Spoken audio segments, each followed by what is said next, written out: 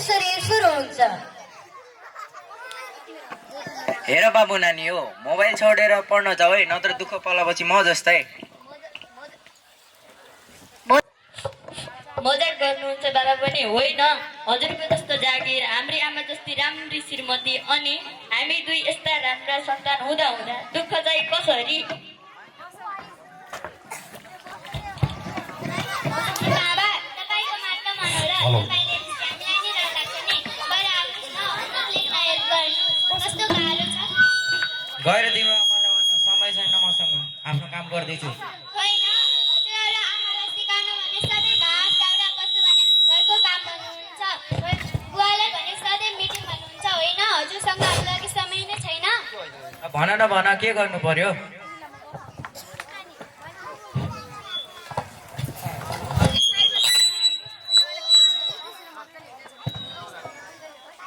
ल सबैजना खाना खान आउनुहोस् त, पछि मलाई भाडा माझ्न अबेर हुन्छ। आज कुरा गर्न दिनुस् न आमा, बाबाको समय भइरहेछौँ, डिस्टर्ब नगर्नुहोस् न। बरु आउनुहोस् आज सबै कुरा गरौँ। हो त नि, खाना त सधैँ खाइन्छ। जति खाए नि पेट मात्रपट्टि चाहिँ यहाँ विकासले भन्छ कसैको।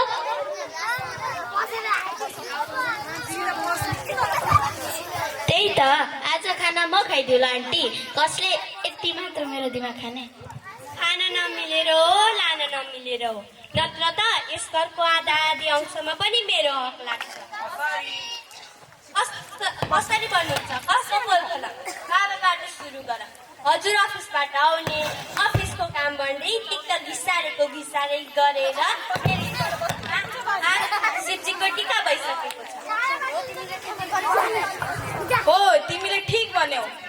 के हो हजुर चुप लाग्नुहोस् त। हजुर त जहिले भात पकाउँदा त मलाई हेरेर पकाउनुहुन्छ। अरू त अरू कालो भाँडा कसरी चम्काउने भनेर त मलाई सोध्नुहुन्छ। लौ आज मोबाइलले सबैको पोल खोल्ने भयो। तिमी चुप लाग, म बिना त पाउडर नि लगाउन सक्दिनँ। साडी कसरी लगाउने भनेर त मलाई सोध्छौ। तिमी म नभएको भए तिमी काजल लिपस्टिक पनि छुट्याउन सक्छौ। होइन, आज मोबाइलको बोयफ्रेन्डले धोका दियो कि क्या हो? खुब रिसाएको छ। क्यारे कसले छोड्यो रे? मलाई तताउने न हो। अरू त अरू गेम खेली मलाई 105 डिग्री ज्वरो आउँछ। म नभएको भए यस घरमा सबैलाई मुस्किल छ।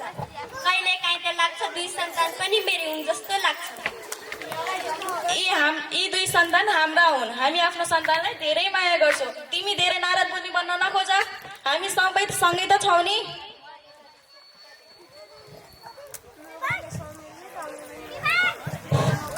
म त नोट लिन मात्र आएको। यहाँ त महाभारत चलिरहेको रहेछ। अहिले म जान्छु, नत्र मोबाइलले मेरो पनि फोल खोलिदिन्छ। साँझ गेम खेल्न म मेसेज गर्छु। मोबाइलले सही त भनिरहेछ आमा। हामीसँग शारीरिक रूपमा त तपाईँहरू भन्दा मोबाइल नै बढी हुन्छ र हामीसँग आवश्यकता भनेका भावनात्मक र मानसिक पनि हुन्छन्। हो त नि, एउटा महान व्यक्तिले साडी बेस चिन्तला गर्दैन। तिमीहरू के भएको हो? बोल्ने तरिका यही हो? मुखै लाग्छ त। Where is discipline? डिसिप्लिन त याल पिस्तलको गाडी गर्छ। घरमा त न कोही पनिसमेन्ट दिने छन् न कोही समय। हो त नि, घर आउँदा झन् एक्लो भइन्छ। किन नहेर्नु मोबाइल? हामीले त समय दिएको जस्तो लाग्छ। खै तिमीहरूले त यस्ता कुरा कहिले भनेनौ। हाम्रो जीवन तिमीहरूको जस्तो सजिलो छ र तिमीहरूको आवश्यकता पुरा गर्न हामीले दिन रात काम गर्नु। बुझिन मैले, बुझाइदेऊ कसैले। हामीले तिमीहरूलाई के कमी राख्यौ? के पाएनौ? भोकै राख्यौ? हजुरले काम गरेर खाली भएको समय मोबाइललाई दिनुहुन्छ, त्यो समय हामीलाई दिनुहोस् भन्न खोजेको।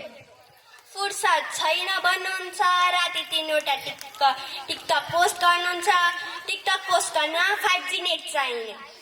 पारिवारिक कुराकानी मेलमिलापहरू 2G मा घटिरहेछ। त्यसैले तपाईँहरू बीच माया प्रेम हुनै गाह्रो छ।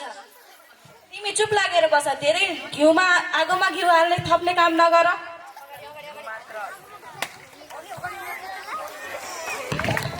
घिउ मात्र होइन तिमी पेट्रोल नै थपिरहेछ खासमा यिनीहरूलाई बिगार्ने तिमी नै हो म बच्चा बिगार्ने होइन तिमीहरू लापरवाही हो तिमीहरूले समय नदिएपछि मैले स्क्रिन दिएँ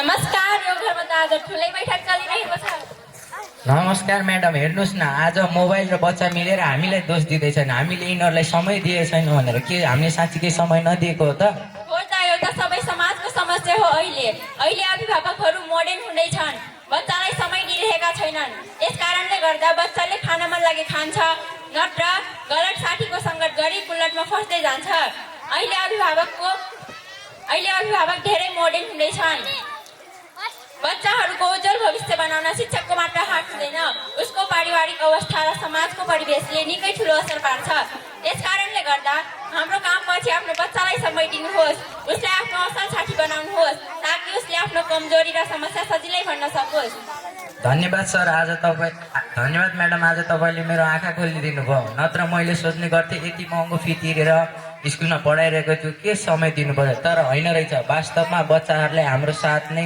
चाहिने रहेछ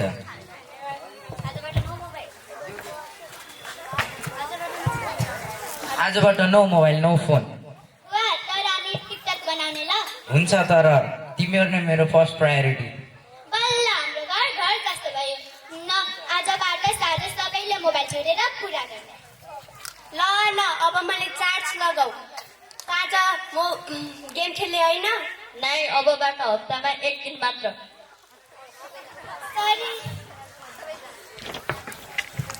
शरीर हुर्काउन रोटी चाहिन्छ मन हुर्काउन सम्मान र माया चाहिन्छ